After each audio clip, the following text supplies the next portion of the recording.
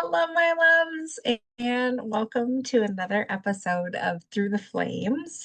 I am Jess. I am your host for this week, and as you can see, it's a little bit different this week. I don't have a co-host. I will be doing this all by myself this week, so come on an adventure with me. I've got a great topic that I'm going to talk about today, and try not to come off too soapboxy or ranty. I'm making up words as we go. So this will be a fun adventure as always. Um, I just also want to take a second and just say thank you if you have supported the podcast in any way. If you have gotten anything from it, leave me a comment. I would absolutely love to see anything that you've taken away from any of the past 5 episodes. I think this is episode 6, if I remember correctly. I love hearing that. I really, truly, I'm not just asking for that for like engagement. Like I want to engage with you directly. Um, yeah, so if you have, please, please, please, and thank you for coming back. I'm so grateful for you. This week I thought I would talk about fear. Fear is definitely a huge part of this journey that we call life, especially if you are on the growth trajectory, right? Fear and faith. I feel like those two, there's that expression, fear or faith, you choose. And it's so true.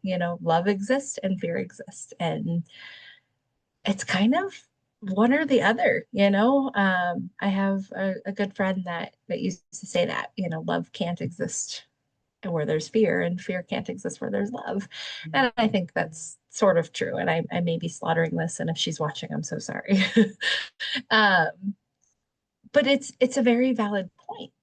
Like if you love fiercely, that means that you have faith and you believe, right?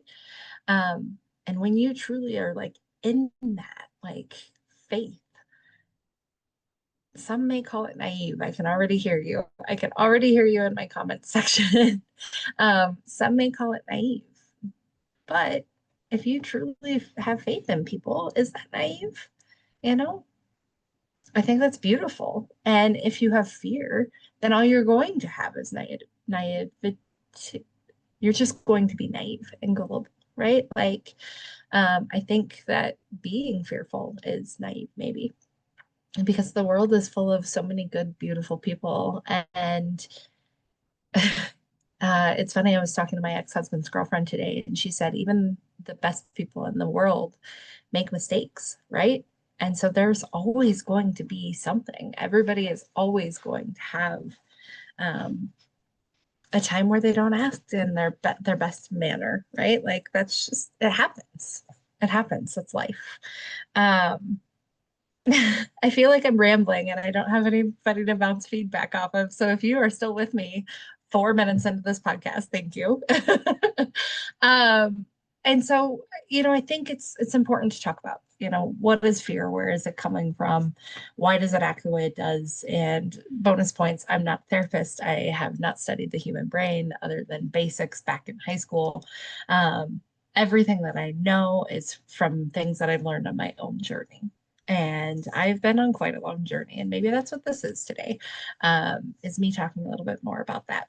But the one thing that I do know, and the one thing that I do know, is that I have had enormous amounts of fear my entire life. Fear of not being good enough, fear of not meeting expectations, which is related to not being good enough, fear of doing something wrong, fear of everything. I mean, you name it. I didn't want to take any risks. I didn't want to go on any adventures. I was so fearful for so much of my life, and I still battle it. I still, to this day, I have hesitancies like in relationships and friendships and things like that, where I have to go, ooh, okay, I feel fearful. Why? Where is that coming from? And I guess that's kind of today's point is feel the fear and do it anyway. Um, because your life isn't going to stop moving. And inaction is better than no action.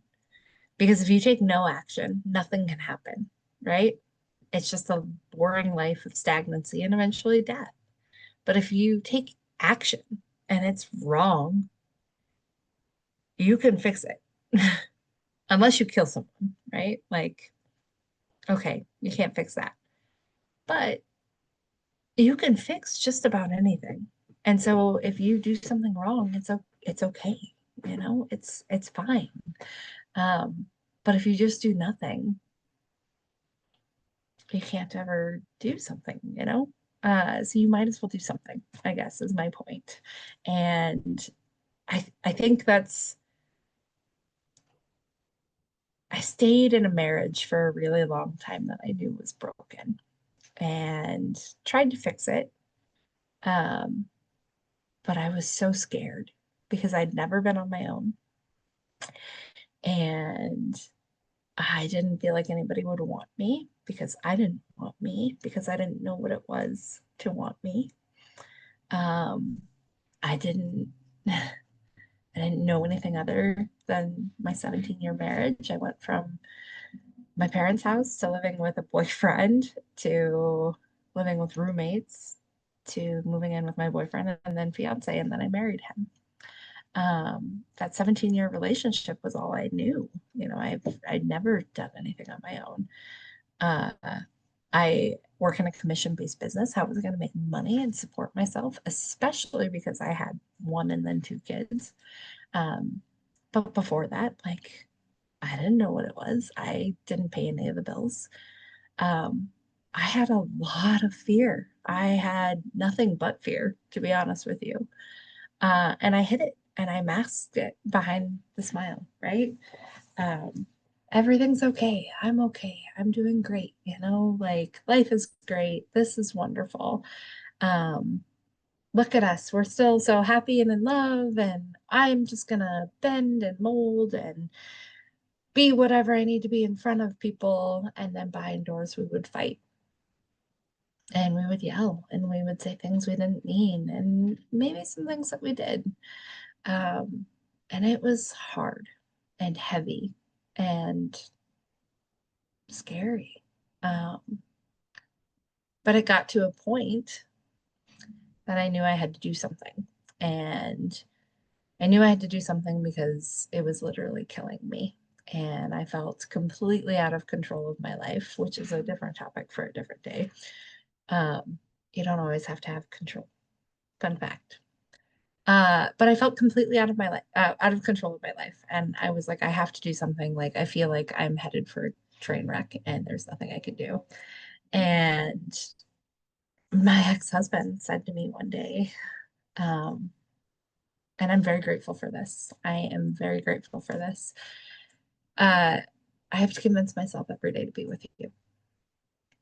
And I said in that moment, I was like, okay, we're done. I think that's the most honest thing you've ever said to me.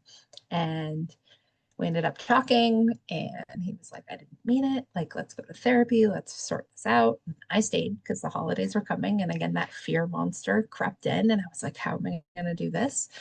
Um, but it was a cloud that stayed over top of me every day, every day. And again, I am so grateful because that was the biggest gift that he could have given both of us because we were not happy. We were not happy and we wanted to be happy. We tried very hard to be happy, but we weren't. And when he said that, it made me realize that I wasn't happy and that I needed to do something. And so a month later, when things hadn't gotten any better, I decided to leave, and I did so in a really crappy way. I had been talking to a friend that I met on Discord for a while and started developing feelings for him. And through talking, he had helped me realize that I needed to leave. And so I left and I went and stayed at a friend's on the couch. And after a disagreement with my ex husband, I decided to drive to another state to see this guy. And I did. And I knew, I told myself with every mile that I got there that if I could drive all the way there, I knew for a fact my marriage was over and there was no saving it. And if I couldn't, if I even got 1 mile away, it wasn't over. and there was something worth saving, and I would figure out how and what and why and everything later, right? This was to tell me if it was truly over. And I think I needed that because I was scared that it was, and I didn't know what to do with that. So I think I was just kicking the can down the road, to be honest with you. Um, but I started dating that guy. I made it all the way to Arkansas and stayed one night, drove back. I called my ex-husband on the way back and I said, there's no hope. I want a divorce. And yeah, um, it was really hard. It was really hard because he didn't want to give up because he was loyal and he tried. And I should have said, I am seeing somebody else. There's no hope. There is no future. We need to put this behind us. But again, that fear. And what I didn't know is that that fear would end up creating a mini monster that would implode my entire life. My entire life. I would end up losing my kids. I would end up going broke. I would end up losing one of my best friends of 20 plus years, 25. I would lose most of my friends. I would lose family that I had grown up with um, because they weren't my family anymore. And maybe if I had done it the right way, it might be different. Maybe not, though. That's the thing about the past. We never know. And the way that it ended up is the way that it was meant to. I learned so much about myself in this past year and a half, almost 2 years. I learned how to love me. And if I had had any of those people around, maybe I wouldn't have, you know? Um, maybe I would have just accepted their validation instead of finding my own. Maybe I wouldn't have moved out and kept going. Maybe, who knows, right? Maybes are fun to play with sometimes, but they're a waste of time and energy. And you can't waste your life away on maybes. So I'm grateful because my action led to a bunch of discovery. And I just said that it was inaction, or it was the wrong action, quote unquote. And what did I say before that? I said inaction is better than no action. Or no, the wrong action is better than inaction. You guys know what I mean. It's fine. Um, Doing nothing was worse than doing something, even if that something was wrong. And there's nothing in life that you can't fix, like I said. um, and I learned that, I have my kids back 50-50. I am divorced. I am working on rebuilding my financial situation step by step, brick by brick, penny by penny. I am getting there. Side note, if you want to buy or sell a house, I'm your girl. In every state I have hookups, I would be happy and honored to take care of you. A shameless plug. That's the benefit of owning the podcast. um, but I'm getting there, right? I am rebuilding. I am truly the phoenix that is rising. Sorry, guys, didn't mean to kick the table. Rising from the ashes. And I think what people don't realize is phoenixes are gorgeous and beautiful, mythical creatures, right? And everybody's like, that would be so cool, so cool. But nobody realizes how painful it is to burn, to leave everything, right? You guys know how much I love the butterfly analogy and how a caterpillar goes into a cocoon and turns into, in this chrysalis, they turn into goo. Their body literally just turns into goo so that they can turn into this butterfly. And that has to be painful, right? Think of if your body just like dissolved into goo and then you started sprouting, different different body parts and wings and whatever. And then you come out of it and you're this beautiful butterfly and everybody's admiring you and you have to learn how to fly with everybody looking at you. Like how terrifying and painful and not fun, right? But everybody wants it. Everybody wants to be the phoenix. They just don't want to do the work because it's scary.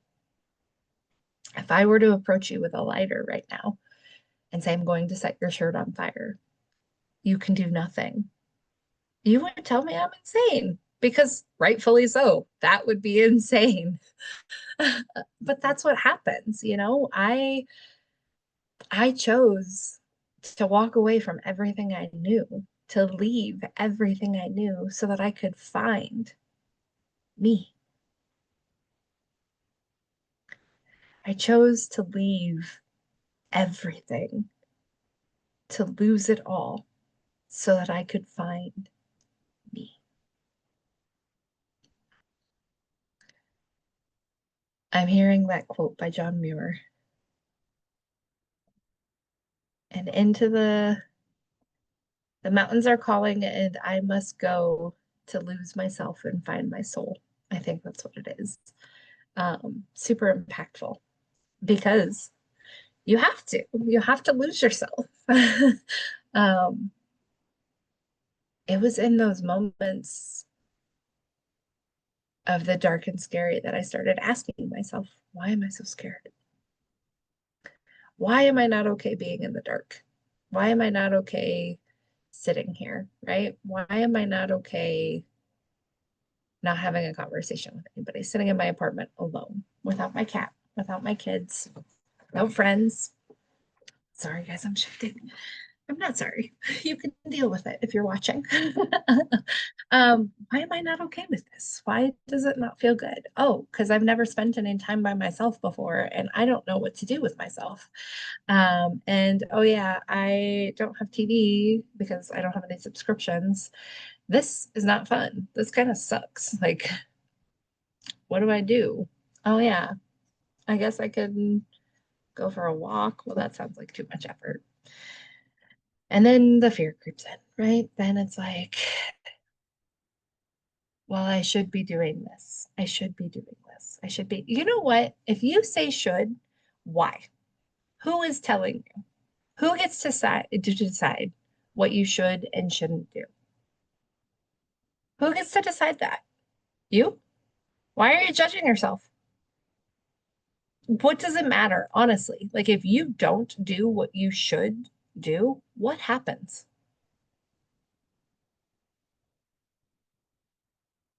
Nothing. Nothing happens. It's okay. There's tomorrow. And if there's not tomorrow, well, you know what? Are you happy that you spent your time doing what you wanted to do instead of what you should do? I mean, like, really, truly, what are you going to regret more? Not taking the trash out or spending time laughing with your kids? Not doing the dishes or coloring in your favorite coloring book? Playing with tarot cards, reading tarot, um, versus, not working out. Working out can be one of those, right? Like, be careful with it because it can very much be a self-care thing. And it can also be something that we get into that mindset of, I should do this, I should do this. Sorry, I'm being bitten right now. Darcy needs to make an appearance, apparently. Ouch. Like a baby, like a newborn baby. She doesn't like it. She doesn't like me talking to you guys. She is like, I have to hold her back. Um, 1 second, guys. So should is just like a made up pretend thing, right? Like it's just one day somebody decided that this should be what people do.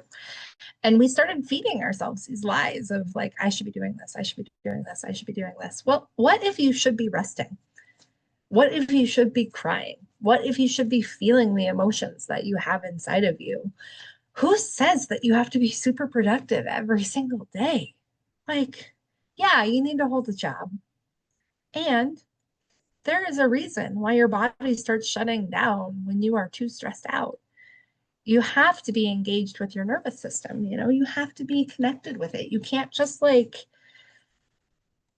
forget it and just be like, okay, this is fine. This is whatever. Like it's cool. We're great. Like life is wonderful and dandy and delightful and amazing. No, no. You have to live life, you have to experience it and you have to carry on. And sometimes that means resting, stopping, feeling. Anyway, I feel like I'm ranting. See, I feel like I'm ranting at you guys. uh, so one of the things that I've really truly discovered about this journey, that's been super impactful with me. Keep in mind, guys, too, like I struggle with this still daily. I didn't want to record this because I didn't have a co-host this week. And I was like, I don't know how. What am I going to say? What am I going to talk about? How am I going to talk for an hour? My best friend was like, he was like, Jess, you love to talk. You'll be fine.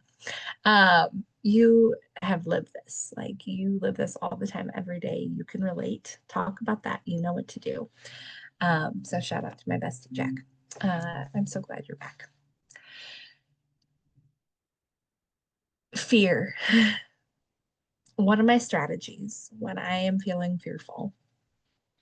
It doesn't always get me out of it, but it's always worthwhile. And sometimes you can't do this in the moment. Sometimes you have to wait until after the moment has passed, right?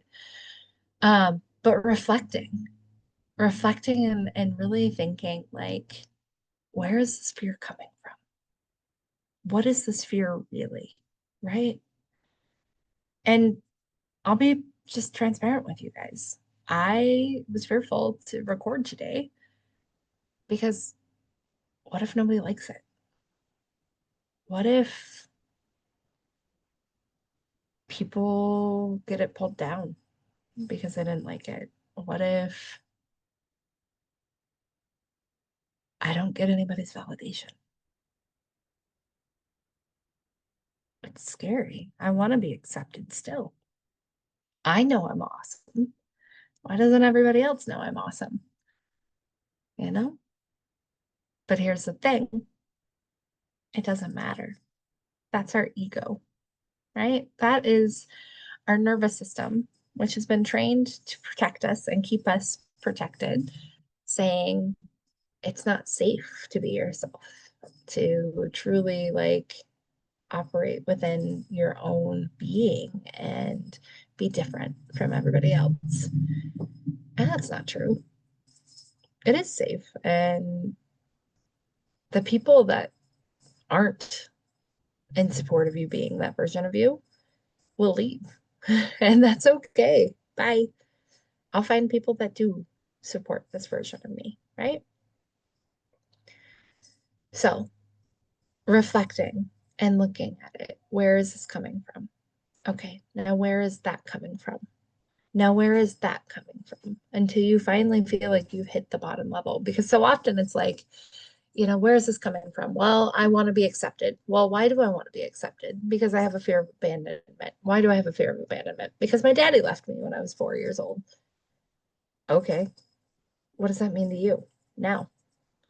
Is your dad leaving you? No. Oh, huh. But I found relationships that support that I am not valuable enough to be chosen my entire adult life. So it's not just my dad now. It is, everybody. Nobody wants to stay for me. Nobody wants me. I don't have enough value. I need to seek everybody's approval because nobody has given me any approval. Do you see how much deeper that is than just saying, my dad left, right? Dig deeper, come from curiosity, learn about yourself, learn about you, right? Like you get a lifetime with you. You don't want to know everything that there is to know about you and your brain and how your brain works. And it's okay if you don't know the answers. Maybe you say, huh, okay, that's a good question. I need to think on it. And you walk away Maybe you're journaling and you set the journal down and you walk away and you go for a walk, and you do the dishes and you get the kids ready for bed and you do all the things and then you come back to it. Maybe you set it down for 3 days and you come back to it 3 days later. Maybe you talk to your best friend about it. Maybe you talk to your partner about it and you brainstorm, right? Like that's okay too. But the important thing is that you're curious about it and you start looking at it. Why am I feeling this way? Where is it coming from, right? Because when you come from that, then you start learning. And that's where your power lies. That's where the true magic begins. Because when you start learning, confirmation verb, when you start learning about the things that control you like that, like your fear, you start learning about your brain. And your brain is just a computer. That's all it is. And guess what? Computers get upgrades all the time. All the time. All the time. And guess what an upgrade is? It's just when you change some programming. And do you know how easy it is to change the programming? Trick question. It is simple, not easy. It's like real estate. Thank you, Gary Keller. It is so simple. You just have to tell it. Literally, you just have to put in the command box, rewire this thought process, and your brain will start. However, you have to defragment first. And if you're a computer person and I'm slaughtering this, I'm sorry. I'm doing the best I can. Just deal with it. Again, hashtag sorry, not sorry. I shouldn't say sorry. There's should. See, guys, I still struggle with it. I am not sorry. If you're tuning in and I got that wrong, hi, this isn't a computer podcast, so you should probably tune into something that's more appropriate for you. um, you can reprogram your brain at any time. And everybody's like, well, I've tried affirmations and they don't work. And I've tried this and I've tried this and I've tried this. And the biggest thing that I've learned from everything that I've studied is that for manifestations, for affirmations, for things like that, you have to truly believe it.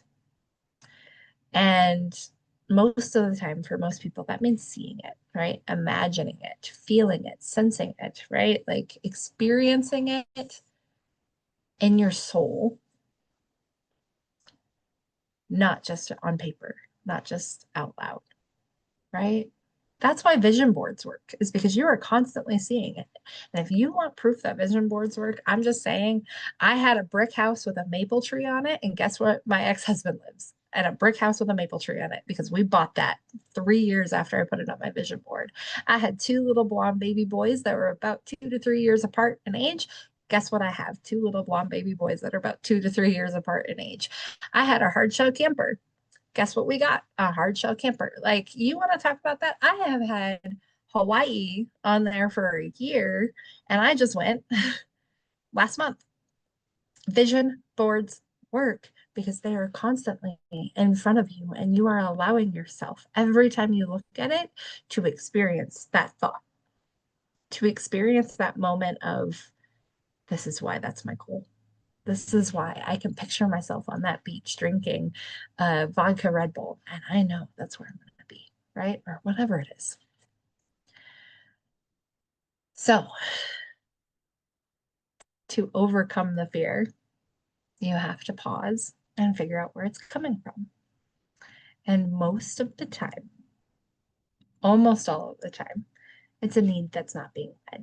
And it could be a current need, it could be a need from years ago, from childhood, it could be a need from last week. Who knows, right? You know, and you find out what it is by being curious, by investigating, by looking into it and questioning yourself, right? Like an interviewer would. Why aren't you worthy of an interview? Why aren't you worthy of the time to get to know yourself?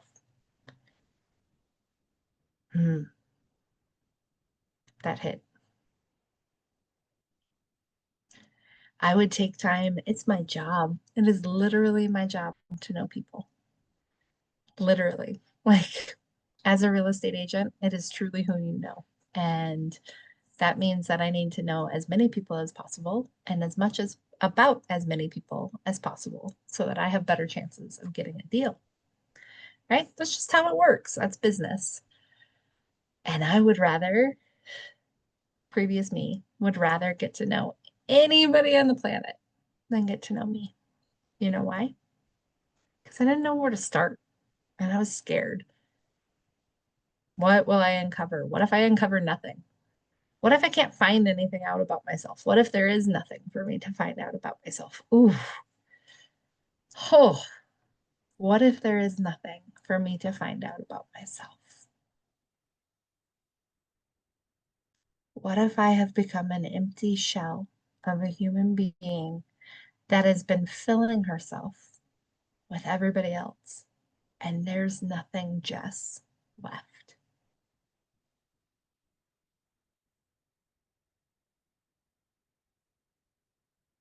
Pregnant pause for you. But guess what? There was. There were things about myself that I had forgotten. I started doodling and coloring. I found that I like to do, what do you call it? Diamond painting when I have the time. I like to read.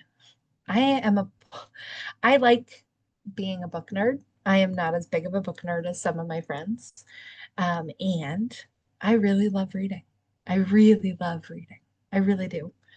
Um, I love laughing and spending time with people.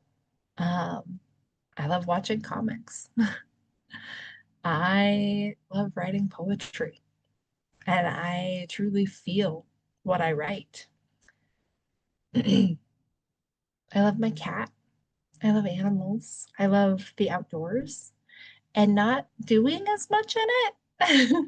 I like some light hiking, some walking, um, but not like intense hiking. Like I don't want to climb a 14er. That like maybe I'll do one more in my life, but no rush at all. And I'm sharing all of this because I know that there are several of you out there in the universe that are going through this as well. Who am I? Who am I? What do I like? What do I enjoy? Um, Side note, for those of you in the northern Colorado, well, Denver North area, um, I'm working on a plan to do meetups where we get together and we do all of these things. I'm hoping to have coloring and yarn and anyway, a multitude of things because it's a challenging thing. Like, where do I start? Where do I start when I'm trying to find what I enjoy? Where do I what like how do I even start? And I think that this is something that so many of us struggle with, and we just push forward because we're just expected to have it all figured out because that's what our generations before us were expected to do. You just know. You just know. You don't spend time to like get to know yourself. You go to college, you get a job, you graduate from college, or you move up in the company, you get married, you have a family, you do all the things and check all the boxes, and that's who you are. You are this box and this box and this box and this box and this box and this box. No wonder we're so afraid of being anything else. What if there's not a box? How do you think the first box came around? Why can't they make a box for you? Better yet, why can't you make a box for others? You know, think about the first mom that was like, I don't want to be a housewife. I want to have kids and I want to love my kids and I want to see them every day and feed them every day. And I want to work a 9 to 5. I love math and I want to be an accountant. Can you imagine how terrifying that was? The first woman astronaut, the first, I mean, anything, teacher, doctor, like any person that has ever stepped out and said, I want to do this. Terrifying. Which leads me to my next point. I have no idea what we've talked about. None. So I hope that this is a good podcast, by the way, guys. If not, well, thanks for your time. um, it is so powerful when you finally do love yourself because you have zero F's. You do not care. And you are just yourself so authentically that this is what you get. And if you don't like it, oh well, that sucks to suck, bro. Like, you get what you get. You don't throw a fit. I am who I am. And if it's not right for you, that's okay. Move on. Go find somebody who is right for you. And I mean that in relationships. I mean that in friendships. I mean that with your family. Now, your family is different. I'm not saying like if your family doesn't like take you as you are, cut them out, right? Like it's there's another layer, but you don't have to engage with them as much. You don't have to reach out with them. You can put distance between you and family members, and that's okay. And that's healthy. They're people too. They have people that they don't like. They might not like you. So instead of pretending like we like each other, why can't we just say, I respect you and I respect that your tea is not my whiskey and I don't want your tea. I want to go drink my whiskey. So you have your tea and I'm going to go drink my whiskey and cheers to you. Salute. Why is that so hard? Oh, what if we're the only ones drinking whiskey? And because we're drinking whiskey and everybody else is drinking tea, they're going to start talking. And now suddenly they think I'm an alcoholic and I need help because I had a glass of whiskey when everybody else had tea. Oh, now I feel like the outcast. Now everybody's talking about me. Oh, oh, oh. It's heavy. It's scary, right? But when you know yourself, you can sit down and say, why am I having a glass of whiskey? I don't really like tea. Why don't I like tea? It's watery. Okay. Well, whiskey is watery. Yeah, but whiskey has more flavor profile to it. Okay. Have you tried different kinds of tea? Well, not really. I'm kind of closed off to it. Maybe you should try some tea. Maybe I should try some tea. Maybe you'd like tea with cream. Maybe you'd like tea with sugar. Maybe I could try. Okay, so why are you drinking whiskey right now? I like the taste of whiskey. Okay. Do you feel like you're in an okay place emotionally? Yeah. Are you going to get drunk? No. Are you just going to have one? Yeah. Do you think that you're an alcoholic? No. Okay. Having conversations with ourselves, right? Like, and obviously you don't have to sit down like in front of a Zoom or in front of a mirror or whatever. You can just have this conversation internally, but checking in with yourself and saying, like, where am I at? What am I doing this for? Why do I want to do this? What is this being caused by and initiated by? Whew. Because then when everybody is looking at you, you can go, I'm so glad that they are enjoying their tea. Confirmation birth. I am so glad they are enjoying their tea. And I am even more glad that I get to be over here enjoying my whiskey. This is where I want to be. And today I got to experience that. I got to be my authentic self and not hide. And it felt so good. It was also very hard and very scary. And it was good. I, at the end of it, I realized that was me. I didn't hide anything. I didn't lie. I didn't have to keep up with anything or follow up with anything mentally because I was just me. I was just stating facts about me and my life and what I like and what I don't like. And I was just seeing people as they were and respecting them for what they like and don't like and think and don't think and agree with and disagree with. And there was a mutual respect, and nobody was trying to like be something to somebody else. Nobody was trying to pretend that they were something that they weren't. Um, we were all just coexisting. And I think that's what the world needs more of, to be completely honest. And where that starts right here. Not me, by the way. I'm not the only one. I need all y'all's, all y'all's to do it, right? It starts within. It starts with looking at ourselves and healing those shadows that we have inside of us and saying, this is what I want to be. This is who I want to be. Why am I the way I am? What are these fears telling me?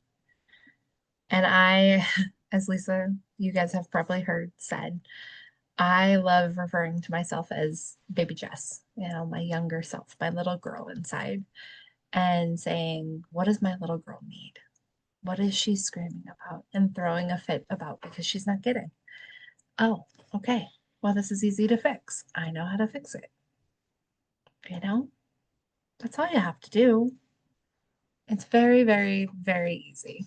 No, it's very simple, not easy. Just get to know yourself. Start with that. Start with one question. And it's okay if you don't get very far. Just start with one question, and have a conversation with yourself around that one question. And you can build on it, right? You can journal your life away if you want. Wow. Guess I'm not shuffling these cards. They're saying no. But really truly identifying like the core of your thoughts will change your life. And pro tip, um, another shameless plug, if you need a business coach, I am a small business coach that specializes in working through these things with you, and helping you find your path along that way because it's challenging and it's hard. That was just a little side plug because it truly, when you start questioning and learning that thought process, it helps you in your business as well. So I grabbed my tarot cards because I felt like I needed to look at, if there was anything else that needed to come out. The star card did come out, which was all about healing, and then the Page of Wands came out before I started this episode. And the star card is about healing. The Page of Wands is about like new endeavors, creativity. Um, this is the Moon card, and it's all about like uncovering truths, um, darkness being brought to light, right? Uh, so what are you hiding from yourself? That so often we tell people that we are being honest with them, and we genuinely think we are. And then we realize that we're lying to ourselves. And I think somewhere subconsciously we know when we do that. Um, but for instance, I have a friend, scratch that. I have noticed with myself that when I get triggered by something, I lash out. And it is usually lashing out at those that are calling attention to the thing that triggered me. And it's a self defense mechanism. That person has subconsciously inflicted pain. And so my nervous system is telling me, get rid of, right? We don't want this pain. Let's get rid of this person. Let's push them away. And then when my nervous system has some time to calm down and I reflect, I'm like, oh, they were just trying to help. Maybe I should consider what they said. Maybe I should look at why they said it. Why did it trigger me so much when they said it? Oh, maybe I'm not being honest with myself. Huh. Going down that path. And I'm not saying that everybody has that, right? Like sometimes you just get triggered and that's okay. But oftentimes there are things that we hide from ourselves because we don't want to deal with it, because it's hard, because it's scary, because we don't understand it, because it's a lot of work to understand it, because we're not sure what that means, because we're not sure what the future holds, because of the wonderful things he does. We're off to see the wizard.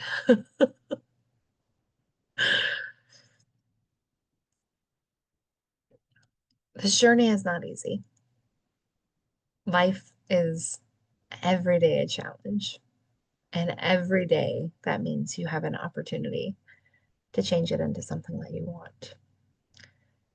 And I think that is remarkable and incredible. Look at your shadows. Look at what scares you, what infuriates you, and ask yourself, why? Everybody is just trying their best in this life. I promise you. I promise you. I do not believe that there is anybody on this planet that is inherently evil. I don't. I really, truly don't. I think, as I tell my kids, there are people on this planet, and some people choose to make bad choices, and some people choose to make good choices. But at the end of the day, they're just choices, and it's never too late to make a different choice.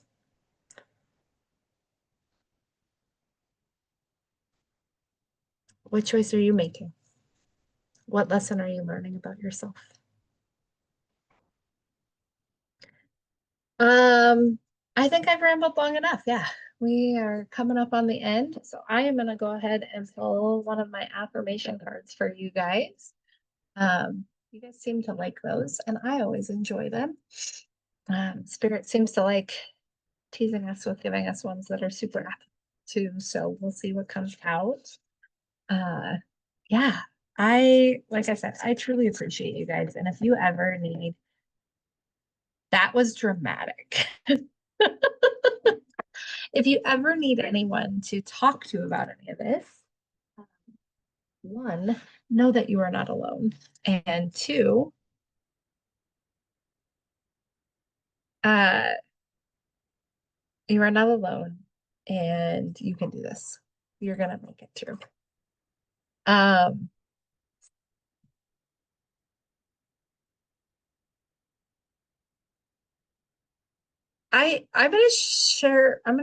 I'm gonna share. Okay. So the one that was dramatic and like went like halfway across the room was this one. Let me while I read it, I'll try and turn off my blur camera. Oh, there is no blur camera. Okay, well, here it is. So today and every day, I am a hope bringer and a light. A hope bringer and a light. And then the other one that caught my eye, this guy, which I don't know if you'll be able to read. No, focus.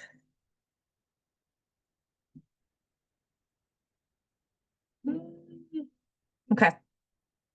When I learn to release my tight grip and surrender control, I am met with a life that I was created to live. When I learn to release my tight grip and surrender control, I am met with the life that I was created to live. One more time. When I learn to release my tight grip and surrender control, I am met with the life I was created to live. It is scary to have faith that everything is working out for your highest and best good. It's terrifying. Honestly, it's actually terrifying. Um, but when you do, it's kind of like a get out of jail free card. You're like, you know what?